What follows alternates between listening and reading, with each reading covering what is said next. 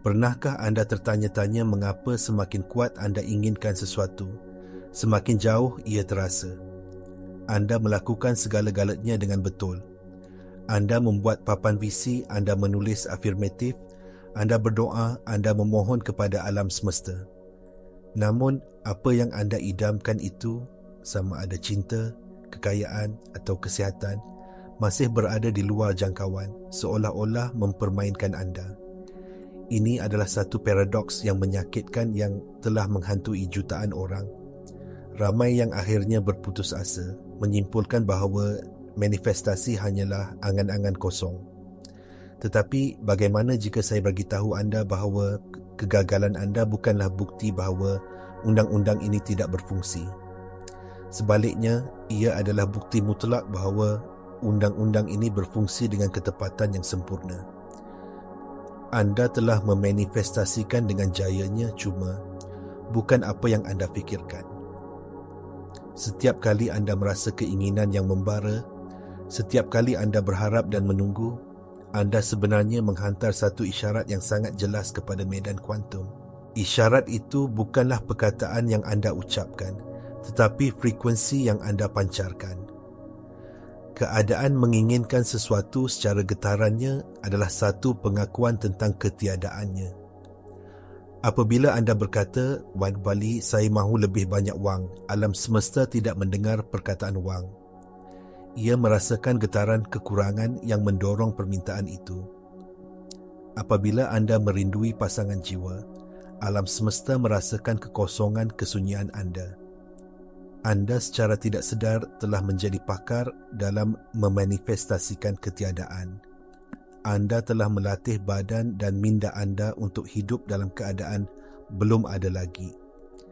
Dan alam semesta dalam kebijaksanaannya yang tidak terhingga hanya memberikan anda lebih banyak situasi yang sepadan dengan keadaan belum ada lagi itu. Inilah kebenaran yang sukar diterima. Alam semesta tidak peka kepada permintaan anda. Ia terlalu taat kepada getaran anda. Jadi, soalan sebenar bukanlah bagaimana untuk meminta dengan lebih baik. Soalannya ialah bagaimana anda boleh berhenti meminta sama sekali dan mula menjadi? Kunci untuk merungkai paradoks ini terletak pada satu anjakan perspektif yang radikal. Anda perlu berhenti melihat alam semesta sebagai sebuah mesin layan diri kosmik di mana anda memasukkan permintaan dan menunggu hasilnya. Sebaliknya, fahami bahawa alam semesta adalah sebuah cermin yang sempurna. Ia tidak memberi anda apa yang anda mahu. Ia memantulkan kembali siapa diri anda. Jika anda berdiri di hadapan cermin dengan wajah yang masam dan meminta pantulan itu untuk senyum, ia tidak akan berlaku. Pantulan itu hanya boleh senyum jika anda senyum terlebih dahulu. Anda mesti menjadi perubahan yang ingin anda lihat. Konsep ini bukanlah sesuatu yang baru. Ia adalah intipati ajaran mistik purba dan kini disahkan oleh penemuan sains kuantum yang paling canggih. Dalam fizik kuantum, ini dikenali sebagai kesan pemerhati. Sebelum diperhatikan, realiti wujud sebagai lautan kebarangkalian yang tidak terhingga, medan kuantum. Hanya apabila kesedaran seorang pemerhati difokuskan, barulah gelombang kemungkinan ini runtuh menjadi satu zarah, satu pengalaman yang nyata. Pemerhati tidak mencari realiti. Pemerhati secara literal menciptanya melalui tindakan pemerhatian. Siapakah pemerhati itu? Anda. Apakah yang menentukan realiti mana yang anda cipta? Keadaan dalaman anda. Keadaan kewujudan anda, gabungan fikiran, emosi dan kepercayaan anda adalah frekuensi yang anda siarkan ke medan kuantum. Medan itu kemudiannya menyusun semula tenaga dan jirim untuk memadankan frekuensi itu dengan sempurna. Oleh itu, jalan keluar dari kitaran keinginan yang tidak berkesudahan bukanlah dengan menjerit permintaan anda dengan lebih kuat. Ia adalah dengan mengubah keadaan dalaman anda secara senyap sehingga ia menjadi tidak dapat dibezakan daripada realiti yang anda inginkan. Ini adalah peralihan dari keinginan kepada penjelmaan. Daripada berkata, saya mahu menjadi kaya, anda mesti memupuk keadaan dalaman kekayaan. Daripada berharap untuk sihat, anda mesti merasai tenaga kesihatan yang mengalir dalam diri anda sekarang. Ini adalah apa yang diajarkan oleh Neville Goddard sebagai menganggap perasaan hasrat yang telah tercapai. Ini adalah keadaan yang kita panggil keadaan Tuhan. Satu keadaan di mana anda tidak lagi meminta, kerana anda sedar bahawa anda sudah memilikinya. Anda menjadi satu dengan hasil yang anda inginkan. Ramai yang memahami idea ini secara intelektual, tetapi gagal untuk melaksanakannya. Mengapa? Kerana kita cuba mengubah realiti kita menggunakan hanya 5% daripada minda kita, iaitu minda sedar. Sementara itu, 95% lagi, iaitu minda separa sedar, terus menjalankan program lama yang sama. Minda separa sedar, anda tidak peduli dengan apa yang anda katakan anda mahu. Ia hanya peduli dengan apa yang ia tahu sebagai kebiasaan dan selamat. Jika anda telah menghabiskan 30 tahun hidup dalam keadaan kekurangan, badan anda telah menjadi ketagih secara kimia kepada emosi yang berkaitan dengan kekurangan, kebimbangan, keraguan, ketakutan. Identiti anda telah sebati dengan cerita, saya tidak cukup. Jadi, apabila anda cuba untuk berfikir positif selama 5 minit sehari, minda separa sedar dan badan anda akan memberontak. Ia merasakan keadaan kelimpahan yang baru itu sebagai sesuatu yang asing dan berbahaya. Ia akan membanjiri anda dengan pemikiran ragu-ragu dan sensasi fizikal yang tidak selesa untuk memaksa anda kembali kepada keadaan kekurangan yang biasa. Ia seperti cuba memasang perisian baru pada komputer yang masih menjalankan sistem operasi yang sudah lapuk. Ia tidak akan berfungsi. Anda tidak boleh menipu getaran anda. Anda tidak boleh berpura-pura merasakan kelimpahan sambil badan anda menjerit ketakutan akan kemiskinan. Di sinilah kebanyakan orang gagal.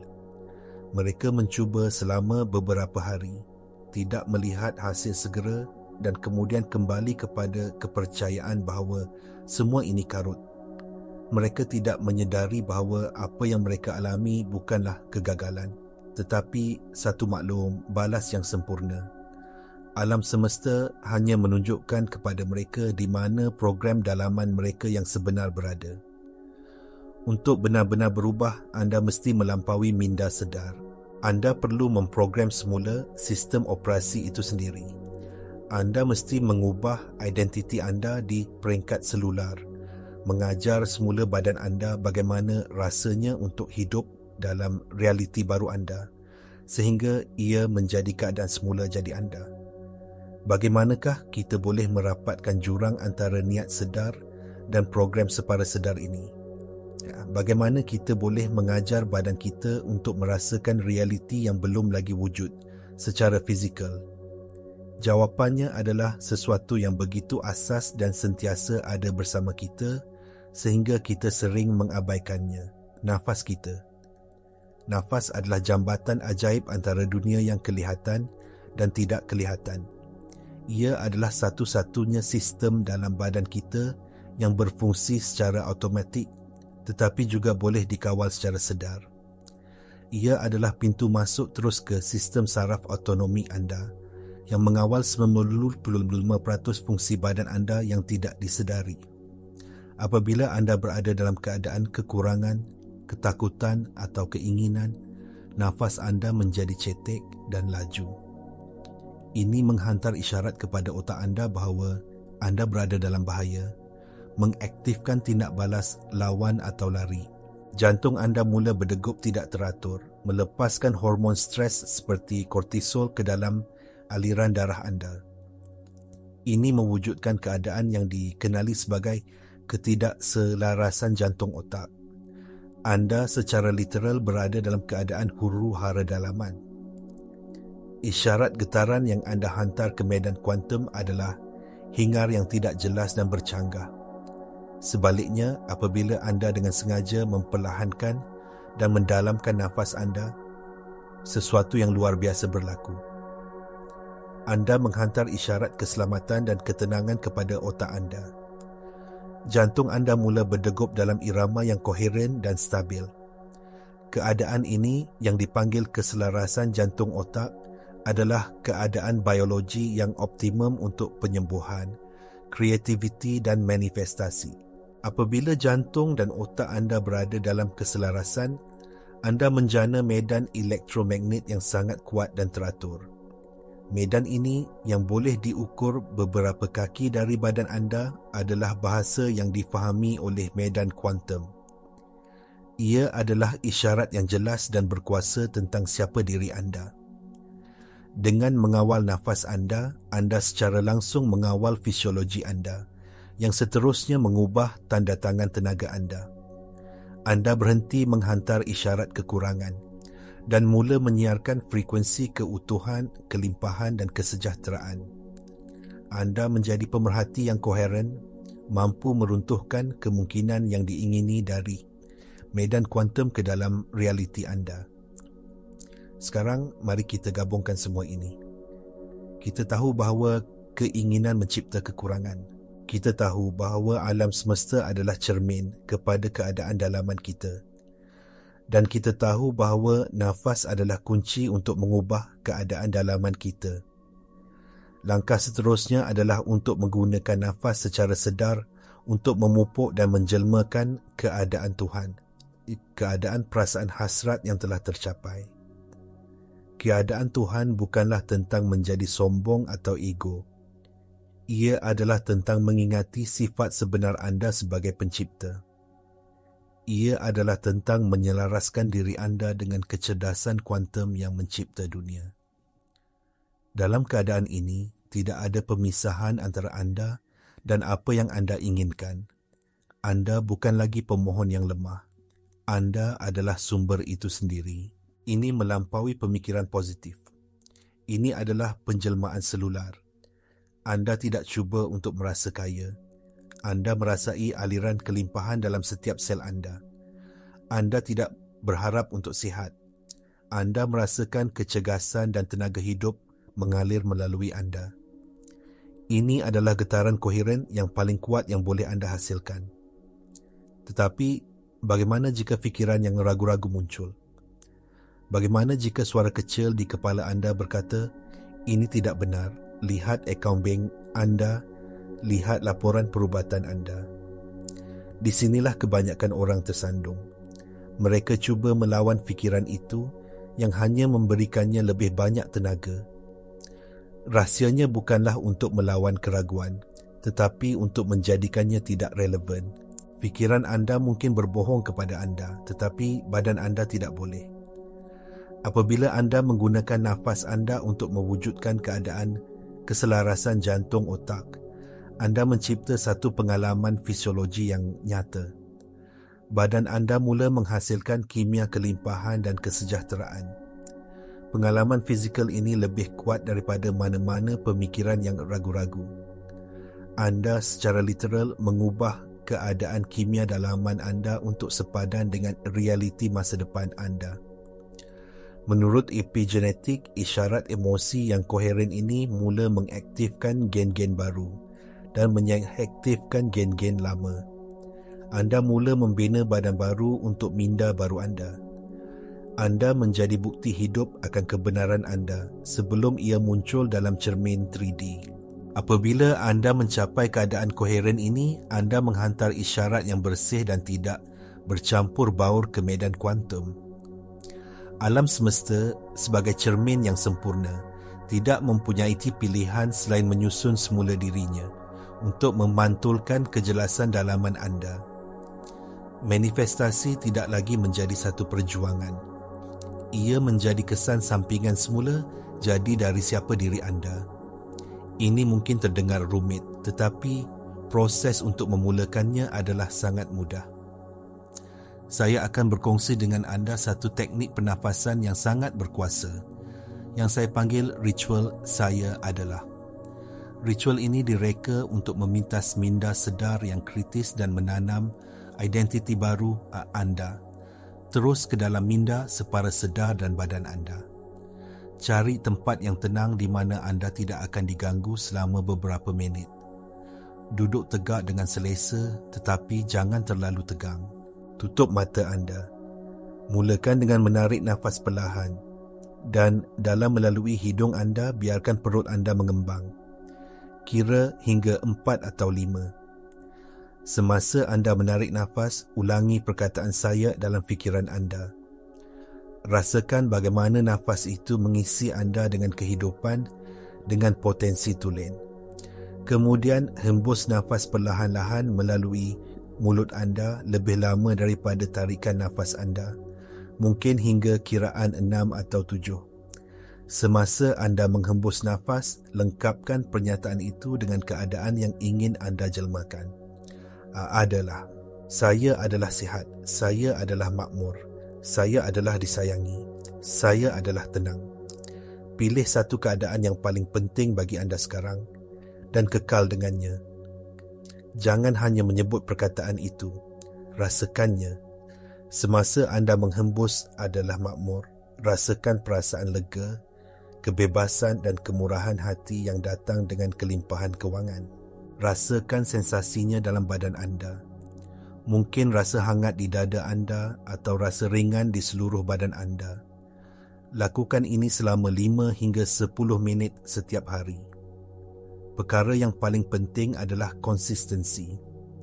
Setiap kali anda melakukan ritual ini, anda sedang mengukir laluan saraf baru di otak anda.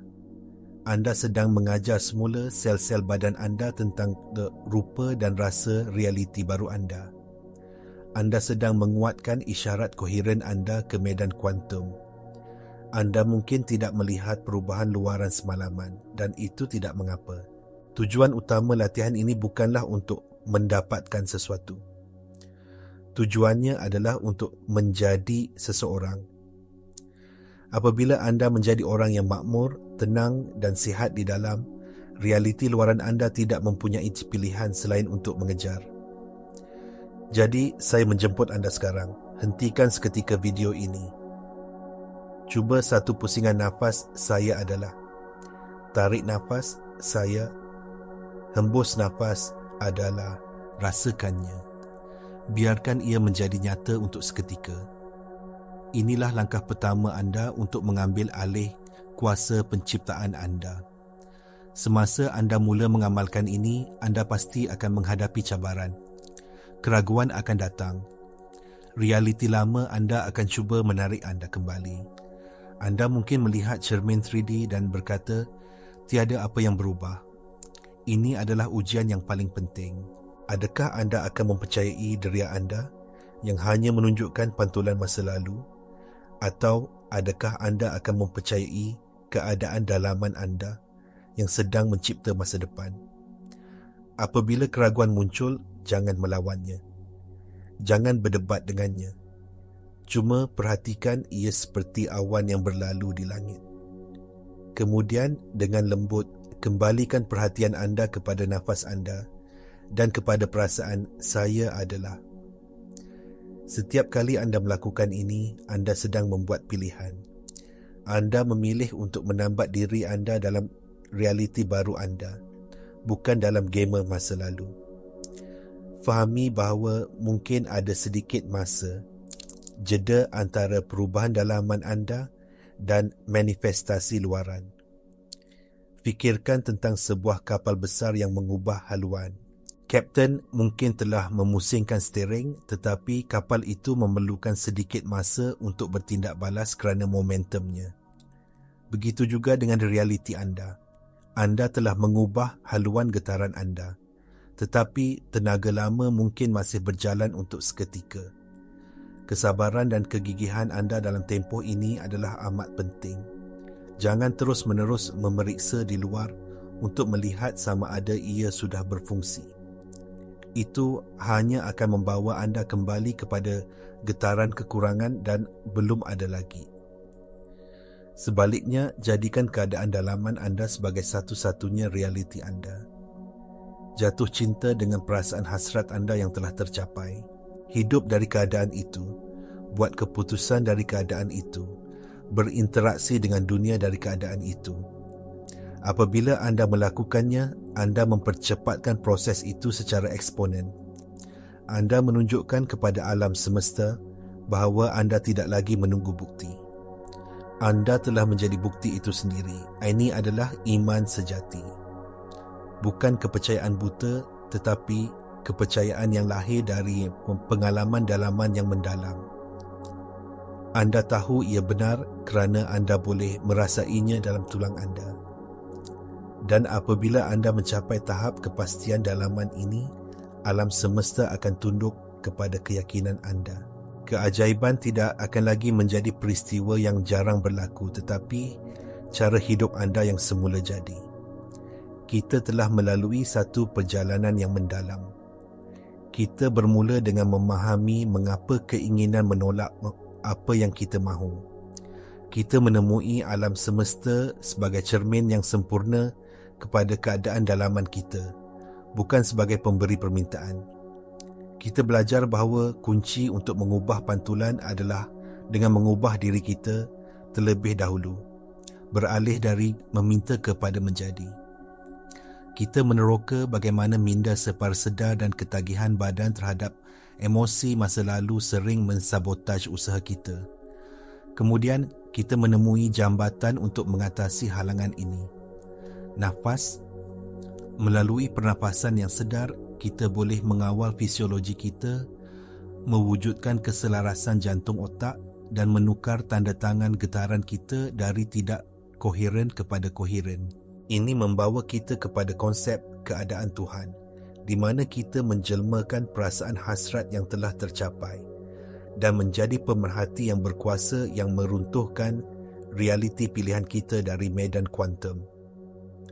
Akhir sekali, kita mempelajari ritual saya adalah yang praktikal untuk memprogram semula identiti kita di peringkat selular dan bagaimana untuk menavigasi keraguan dan masa jeda dengan iman yang tidak berbelah bahagi. Mesej utama dari semua ini adalah anjakkan kuasa yang paling asas yang boleh anda lakukan. Berhenti menjadi mangsa keadaan anda dan sedari bahawa anda adalah pencipta keadaan anda. Anda bukan sekeping gabus yang terapung di lautan nasib. Anda adalah lautan itu sendiri.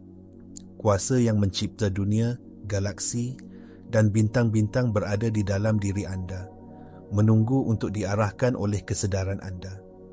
Jadi, saya tinggalkan anda dengan satu soalan. Siapakah yang anda pilih untuk menjadi mulai saat ini? Adakah anda akan terus menjadi orang yang berharap, menunggu dan menginginkan? Atau adakah anda akan membuat pilihan yang berani untuk menjadi orang yang sudah memiliki, sudah mengalami dan sudah menjadi segala yang anda idamkan? Pilihan di tangan anda. Berhenti berharap, mula menjadi. Perjalanan anda untuk menuntut semula kuasa penciptaan anda bermula sekarang dengan satu nafas yang sedar. Tarik nafas, saya. Hembus nafas, adalah. Selamat kembali ke rumah.